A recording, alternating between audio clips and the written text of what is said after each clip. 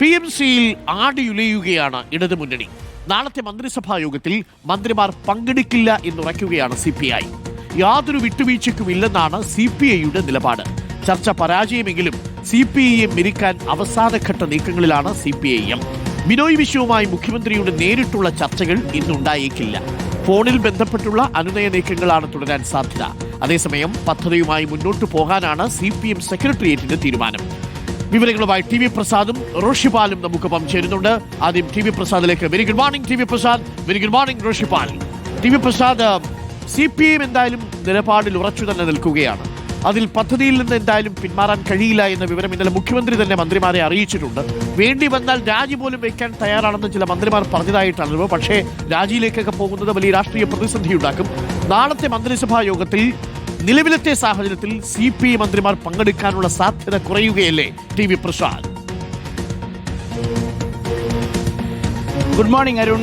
സാധ്യതയില്ല എന്നുള്ളത് തന്നെയാണ്. അത് ഇന്നത്തെ ചർച്ചയുടെ അടിസ്ഥാനമാക്കിയിട്ടാണ് ആ ഒരു തീരുമാനത്തിലേക്ക് CPI എത്തുക. അതുകൊണ്ട് തന്നെയാണ് പരസ്യമായി ഞങ്ങൾ മന്ത്രിസഭാ യോഗത്തിലേക്കില്ല എന്നിന്നലെ ബിനോയ് വിശ്വം പറയാതിരുന്നത്. ബിനോയ് വിശ്വത്തിന് വേണമെങ്കിൽ ഇന്നലെ പാർട്ടിയുടെ തീരുമാനം പ്രഖ്യാപിക്കാമായിരുന്നു മാധ്യമങ്ങൾക്ക് മുന്നിൽ. പക്ഷേ അത് പറയാതിരിക്കാൻ കാരണം എന്നുള്ളത് ഇന്ന് CPMന് ഇന്നുകൂടി ഒരു സമയം കൊടുക്കുന്നു എന്നുള്ളതാണ്. മാത്രമല്ല അരുൺ, കൂടുതൽ വിവരങ്ങൾ അറിയുന്നുണ്ട്. അതായത് നാളത്തെ മന്ത്രിസഭാ യോഗം ബഹിഷ്കരിച്ച് കഴിഞ്ഞാൽ പിന്നീട് നവംബർ 4-ന് ചേരുന്ന സംസ്ഥാന കൗൺസിൽ യോഗമുണ്ട്.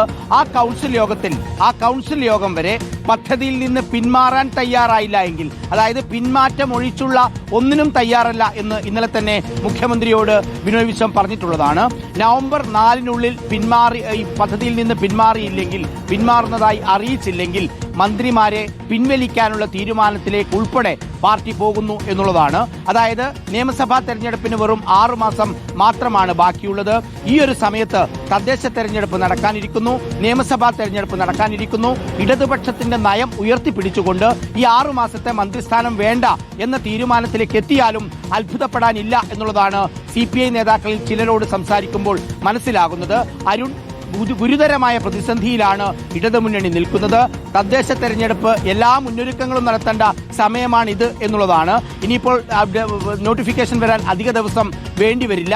അങ്ങനെ ഒരു ഘട്ടത്തിലാണ് ഈ CPIയുടെ ഈ ഒരു നിലപാട് ഇടതുമുന്നണിയെ തന്നെ കടുത്ത പ്രതിസന്ധിയിലാക്കുന്നത്.